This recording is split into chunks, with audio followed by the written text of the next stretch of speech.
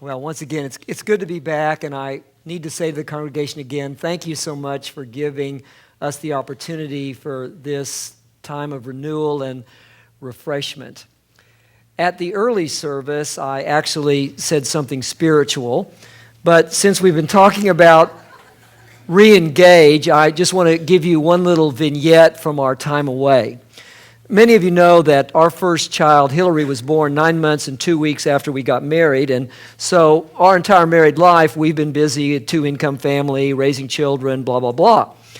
And during the month of July, we really went to a little place in Texas, and we sat there for about 2 weeks. We took 3 days off, and then we sat there for another 2 weeks. And about the end of July, one day, Kathy looked up at me and said, "You know, I was really scared about this, but I think I really like you."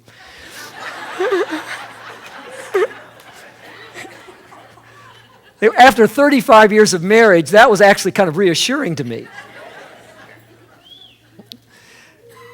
Well, this morning we're going to be talking about salt and light, so I thought I would begin with the Dead Sea. You know, many of you know that the Dead Sea is in a desert. It's in the Judean and the Negev desert in Israel. And it's also a very difficult and life-foreboding place. When you drive there, sometimes you're driving through the Judean wilderness, and some of the mountains are just solid rock. Nothing could grow there because it's solid rock. And then you get to the place of Masada, and if you have fair skin like I do, Masada's high and it's hot, and you're afraid you're going to get skin cancer just by being there. And then you drive a little bit further on, and you actually get to the Dead Sea itself. Most people don't know this, but the Dead Sea is the lowest spot on the face of the earth. It's 425 or so meters below sea level. That's about 1,400 feet below sea level.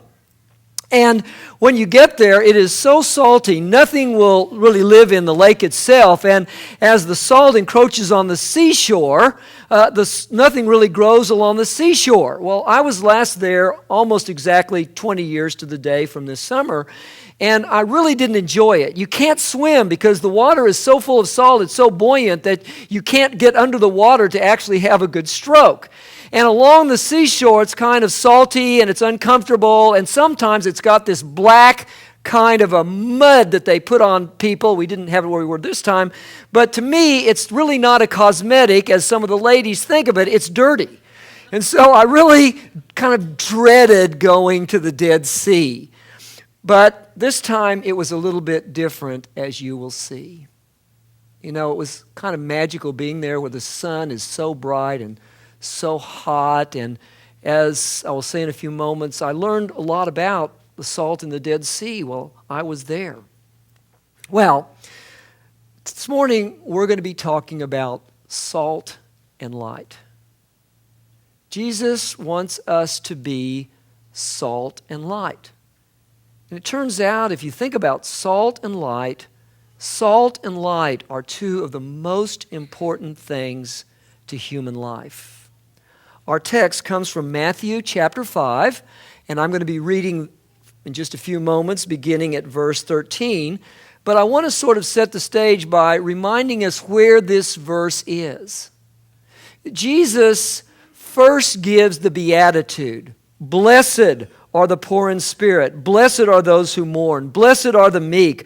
Blessed are those who hunger and thirst. Now, blessed is more than just happy.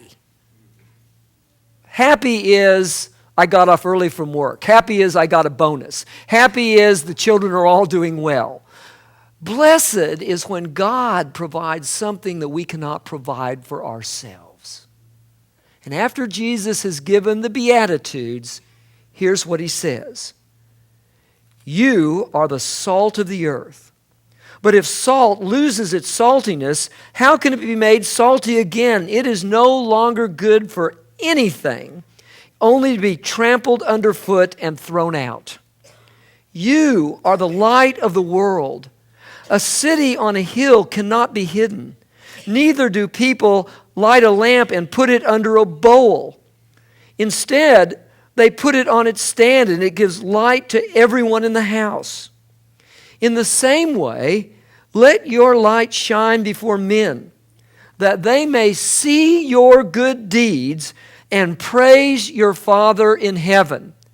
And our specific text for the day is this: let your light so shine before men that they may see your good deeds and give praise to your Father in heaven.